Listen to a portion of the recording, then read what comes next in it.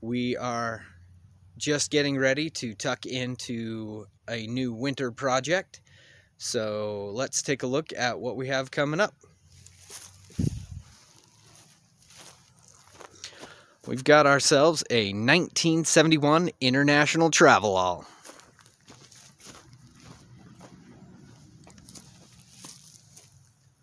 You can see she's definitely a little hammered, a little bit more than what you might call patina, but the price was right. Project looked like it would be a lot of fun. So let's take a quick look at her.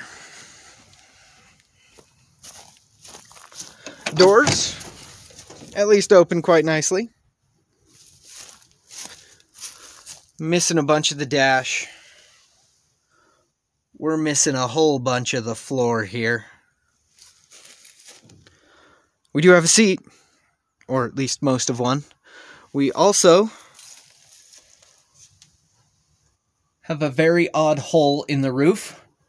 Frankly, it kind of looks like somebody had a shotgun maybe propped up in that little gap there and it went off, because if you look out the top,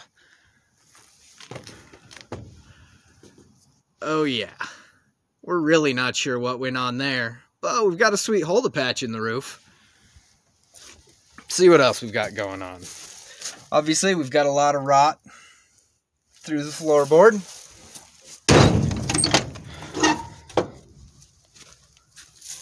Got some more random parts in here. We even have a third row that wasn't too common in these. I have no idea what that seat's out of. There's some of the floor pan that was cut out though. And our front bumper is back here.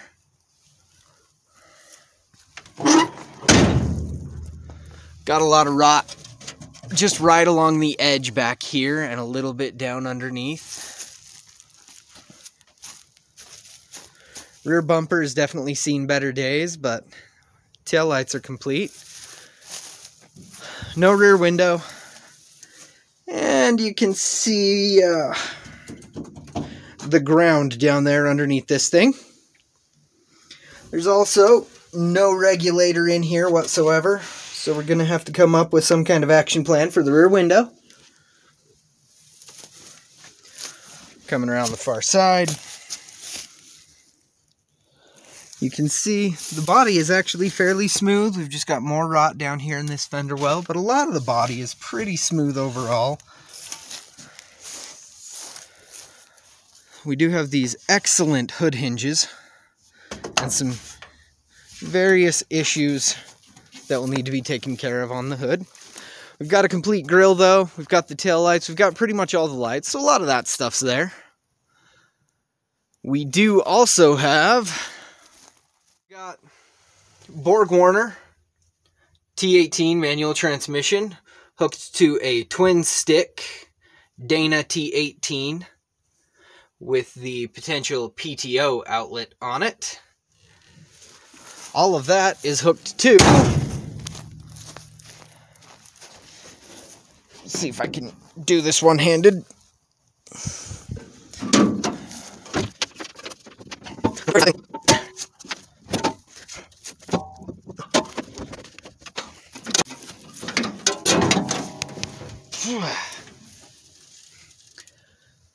Got an International 345 sitting in here.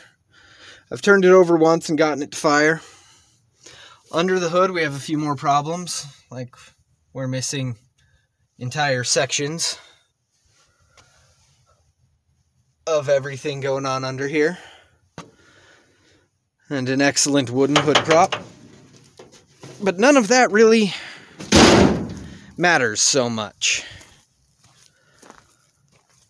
because we're not keeping the International drivetrain, and we're not going to worry too much about that floor pan. And here is how I propose to answer any problems with the drivetrain, floor pan, etc. We've got a 2003 Chevy Tahoe, high mileage.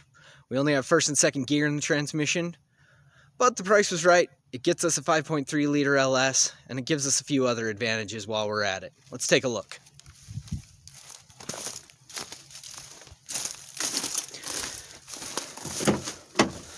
The interior is definitely hammered, but we can do stuff about that as we go. And the reason that that matters at all is because of how we plan to make use of this thing. I have done one thing since I picked up this Tahoe. I did bolt in that third seat. Didn't have any of the brackets or anything, so we picked that up at a local junkyard, threw that all together. But the basic plan here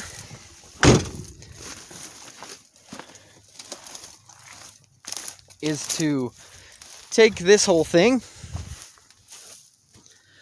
cut the entire body off of that, keep the floor pan and firewall, and do a complete transplant under the Travelall.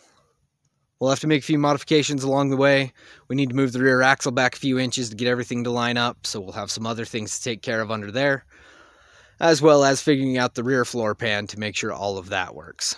But that is where we are going to start. We're going to start with the Tahoe, start stripping out the interior because we want to keep all of the amenities as best we can so that we can use them in the new car. So what we're looking at, we've got rear AC, we've got all these vents, some rear lighting. We want to maintain all of this that we can.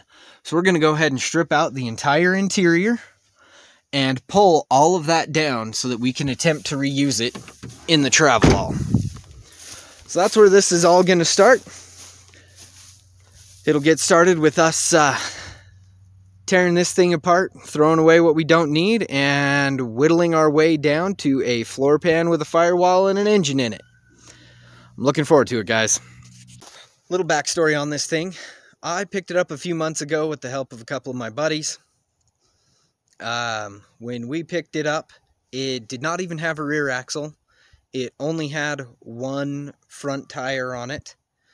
And it was wedged in the back corner of someone's backyard. So the effort it took to get this thing loaded onto a trailer was pretty serious, but we managed to get it thrown up on there and get this thing brought home. Left it on the trailer for a while. Because there was no rear axle, it did have leaf springs, but no axle. I couldn't just take it off the trailer very easily. So managed to find a Chevy rear axle. I think it's a mid-90s Chevy rear axle locally. Picked that up for a song and a dance. And then went ahead and just moved the leaf spring pads, set them in a little bit closer so they'd fit the international leaf springs, and very terrifyingly ghetto bolted that axle in place. And the reason I did it so badly was because I just knew the only purpose that would ever serve for me was to roll this thing around the backyard a little bit. So we got that axle put on in the back, and we had 6 lug back there. So I went ahead and picked up at a junkyard some Dana 44 early 70s Chevy front knuckles. This international Travelall has a Dana 44 in the front. So I went ahead and swapped the 5 lug axles out to, or the 5 lug hubs out to 6 lug hubs. Didn't bother with any of the brakes or anything. It's just the hubs, again, just to get wheels on it so this thing would roll around. So we've got all that done under there. Once we strip this Travelall off of this frame, I don't know how much of this we're going to keep, but we'll probably at least keep that front Dana and go from there. So as you guys can see in those photos that I've been playing, there's been a little bit of work done to this, but just enough to make it roll around the yard. Obviously, my tires have gone flat, so I'll throw some other rims onto that when we're ready to move this thing so we can pull it around the yard. But to start with, first step of this project is going to actually be to strip that Tahoe. So hang with me over the next few months while we get that body put on that vehicle over there, and we build Project Tahoe. Thanks, guys.